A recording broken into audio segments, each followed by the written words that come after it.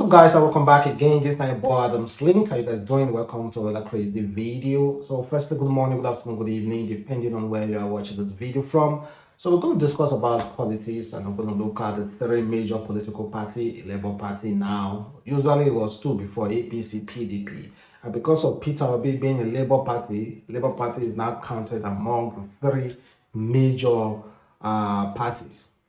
And surprisingly, guys, it seems as if Fulani are ready to support Peter Obi. And also, we're going to check out Tinubu's running mate not having a certificate, Wike on vacation, and Kwakwanso not wanting to be Peter Obi's running mate, and also a little bit on Atiku as well, and other issues that we're going to be discussing in this video. So make sure you stay tuned and don't go anywhere, just stay put. Well, we're going to start with Fulani ready to support Peter Obi. Of course, you already know the fact that a lot of other political parties think that Peter Obi's supporters are just on Twitter, on social media, that they are not real life supporters. But however, they have had the biggest shock. And surprisingly, let me read you what this girl, the Fulani girl, wrote. She said, "I am Fulani. I don't know on heart how I will prefer Atiku ahead of Peter Obi.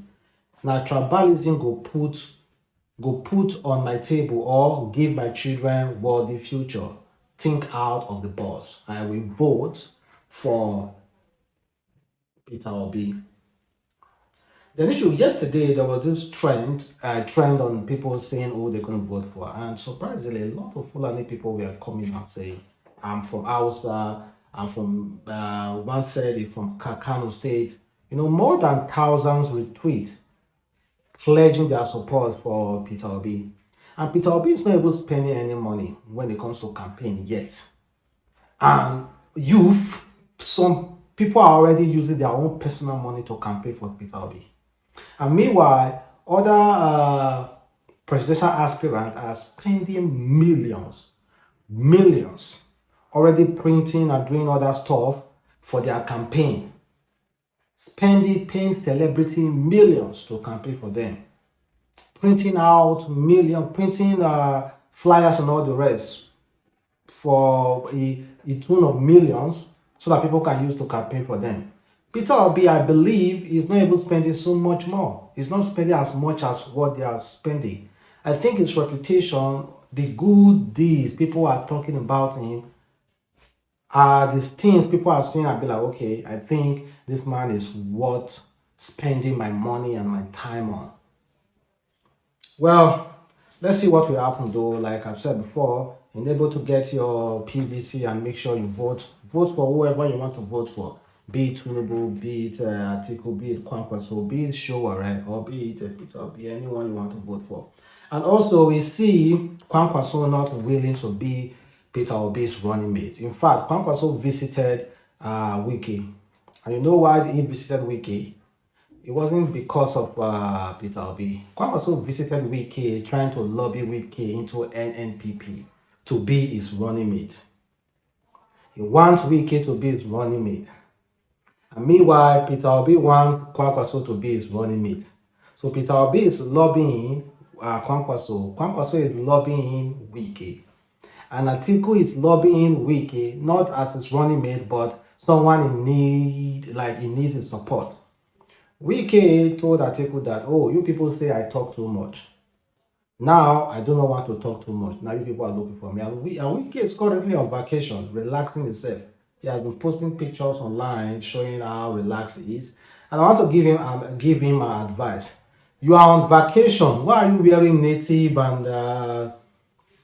and this black shoe and all the rest?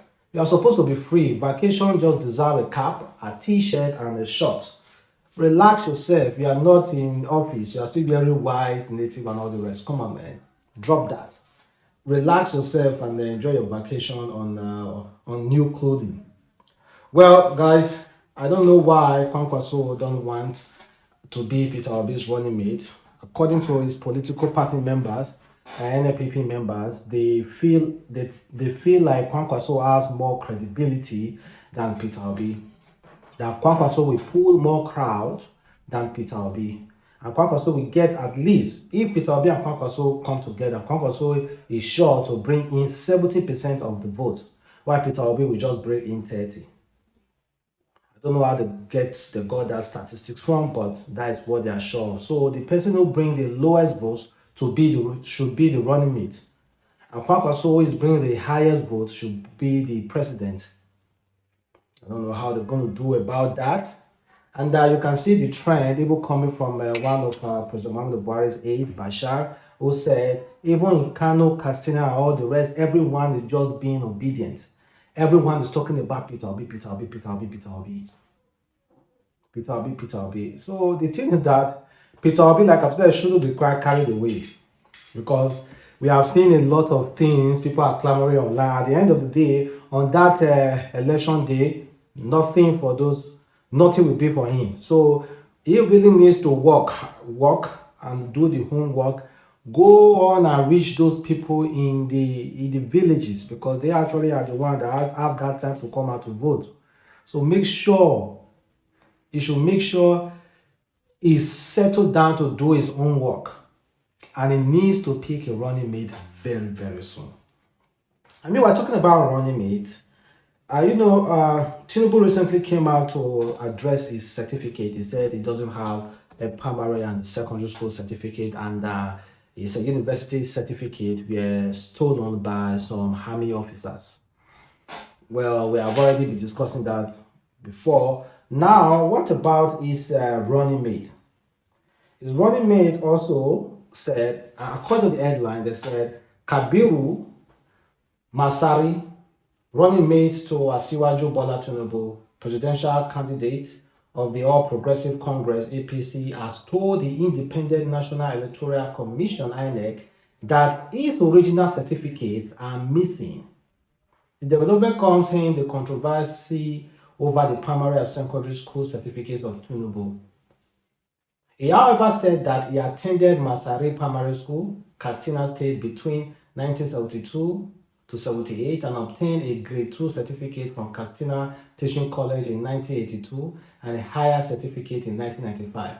Masari, in the sworn affidavit for loss of some original document obtained from Divisional Police Headquarters, Wuse Zone 3, Abuja, attached to the particular submitted to INEC, said that in January 2021, while on transit within Wuse area FCT Abuja, he lost his certificate of Grade 2 certificate from Katsina Teaching College and first living primary school certificate issued by Masari Primary School, Katsina State. Well, he has an affidavit, but he doesn't have the original certificate. Well, I cannot say if he doesn't have or if he has. We have the appropriate people who should check those things. So I wouldn't want to make any comment. But the president, if peradventure Tinubu becomes the president, we also have a vice president who doesn't have original certificate. And meanwhile, Tinubu doesn't have primary and secondary school certificate. But those politicians will tell you that instead of checking out the certificate of this candidate, why don't you go out and check the numbers of schools they have built? Okay. Well, we all have a right to vote. Get your PVC and vote for whoever you want to vote for. If the certificate is useful for you to think about who to vote for, okay, you can use it. But if it's not useful, good for you. You can also decide to vote for whoever you want to vote for as well. But this Kwankwaso and Wike and Peter Obi issue, I think they really need to be resolved. I don't know who would be the running mate to Peter Obi. I know they have all picked, they are all running mate. And according to even Tinubu said he doesn't have a running mate yet. So Tinubu is still even looking for a running mate. And Atiku, that Okowa that he picked, I think the stakeholders in PDP do not want Okowa. Majority of stakeholders in PDP that choose their vice president, 14 out of 17 choose Wike, and only 3 picked Okowa. Then why did Atiku decided to go for Okowa when the majority said pick Wike? That is one of those issues again that they are still trying to check out. Well, let's see what will happen though. And Former Chief Justice of Nigeria, well, he recently resigned and is about to get 2.5 billion in settlement for resigning. His name is Tanko. He resigned, I think, a few days ago, and now he's about to get 2.5 billion naira in compensation as resigning. So this will be your compensation, 2.5 billion naira. Well, which way? Which way? Those people writing these civil service laws, writing these employment laws, all those big organs are just writing these laws to favor them. But just go and check the small money they are paying the junior staffs. Just check. All those people, they are just writing laws. Okay, if I retire, I get this kind of money. Well, I'm not saying it's not good for him, but it's good for him. But you guys are greedy. You guys are former Lagos State Governor and current Minister of Works and Housing, Babatunde Fashola, said, vote based on track record, not anger.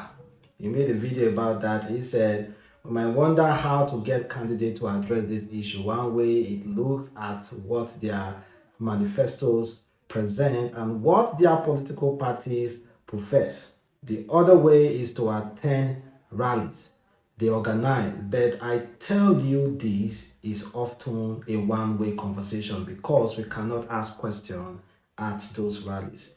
Debates and town hall meetings provide PR the best way to put their feet to fire, and we as political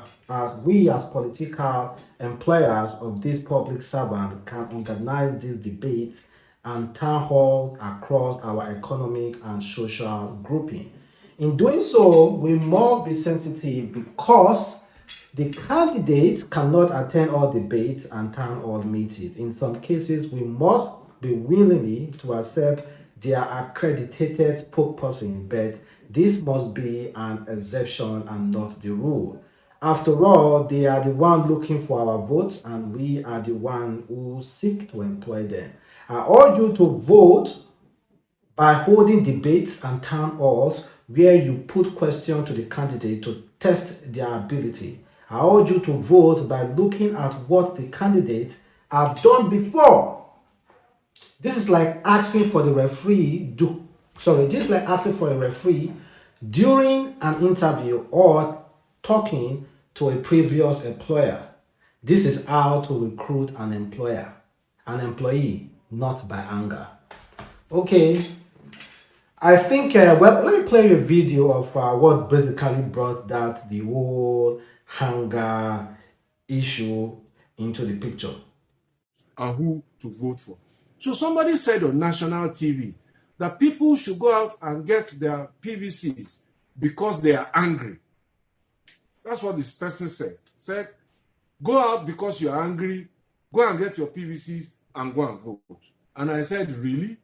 People should go and vote because they are angry? Is that a reason to vote? Just pure anger? Now, don't forget that we are trying to recruit people who are going to serve us. We are the employers. We are not trying to employ people. So do you employ a staff in anger? Just think about it. We're trying to make choices about our children's lives and our own lives. Are we going to make those decisions in anger?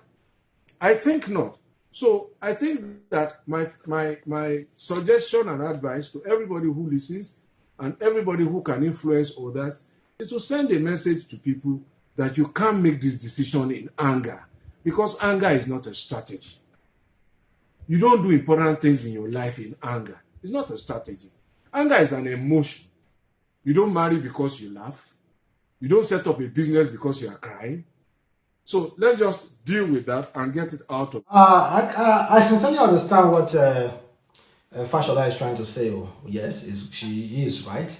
But look at it this way: Nigerians are hungry, and we have been expressing our hunger through protests, peaceful protests, trying to talk to the government, and they have ignored. So what is the best thing to do? Is to get your PVC. So you cannot ask people not to be hungry because we have been here for a long time. So it's even better to tell someone that if you are hungry, put that hanger on your PVC, use that hanger to stay on that queue, get your PVC, than doing something harmful to yourself or to the society. Because the society is not serving you well and you are putting all you got into the society. So use that hanger to get your PVC and vote that day. It's even better. So if you are hungry, instead of transferring that hunger into something like physical something to destroy, go get your PVCs. Well, I also understood what Shofela was still trying to say, and he said, vote based on track record. So it's not like supporting anyone, though. Let's see, though, as the election comes nearer, let's see who definitely it will be Tinubu. Well, and I check out a video that showed Sawo-Olu arresting a army officer for driving against traffic. Well, it's quite well, it's good though. We have seen something like that, but let's be completely honest. Have you seen someone who usually break traffic law arresting another person who's breaking traffic law? No be juju be that. We know all those government officers like to always break traffic law. Don't forget when Tinubu was coming in Lagos, they had to stop people from moving for like more than 3 hours. That's already impeaching on their fundamental human rights. Well, it's good though that he actually did that. So what next? Let's talk about Peter Obi as well. The reason why I said Peter Obi life might be in danger, because the man is too free. Everyone keeps talking, oh, if he's moving, he moves alone. If he's going here, stay in this hotel. His house is just here. His house is there. This man is a presidential aspirant. And coming from a place like Nigeria, you need to be safeguarded. Forget about saying you are free. Oh, this is not the time for you to be free. A lot of people have a lot of hope on you. So you have to safeguard yourself. Safeguard yourself. So let me play you this video coming from a guy who knows Peter Obi very well. Peter Obi's support in public is organic. Peter was my governor for 8 years. Peter will not give you 1,000 naira to support him. He will not pay you to support him. You understand what I'm saying? So anybody saying maybe Peter will not do it. Go and ask his wife where Peter Obi lives. Where Peter Obi lives in Anambra State. He lives in a 2-room. When they wanted to build, he just told the wife that hey, he doesn't need all these this thing. They should just give him two rooms. A former governor, a former chairman of a bank. That is Peter's life. Or even someone that is just a local government chairman will come to Abuja. They are staying at the Transcorp Hilton. Go and ask where Peter sleeps anytime he's in Abuja, and he's always almost in Abuja. Find out the hotel that Peter sleeps. You understand? He's not the type that believes in. When Buhari wanted to be president, we heard everything. Oh, he will sell off all the aircraft in the presidential fleet. Has he sold one? His daughter carried presidential aircraft to go and be doing photo shoots.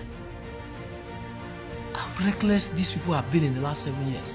So if you see people coming out massively to support Peter Obi, it's because of probably what they've seen about him and in him, and it's their right. I just hope and I pray that Nigerians will do not miss it in 2023, because it's going to be a watershed in our political life, political history. If we miss it in 2023, there might not be another election cycle, because what people are doing now is they are trying to push through to the end of Buhari's tenure, to now tell them to start another journey of pain, of anger, of insecurity, of this hyperinflation will not work. People have had it up.